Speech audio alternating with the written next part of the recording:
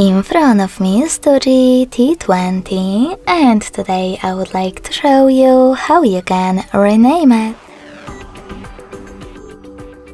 Firstly, open Settings and scroll all the way down to access About tablet. Then click on device name under Basic Info and type in wherever you wish to. When you finished, click on OK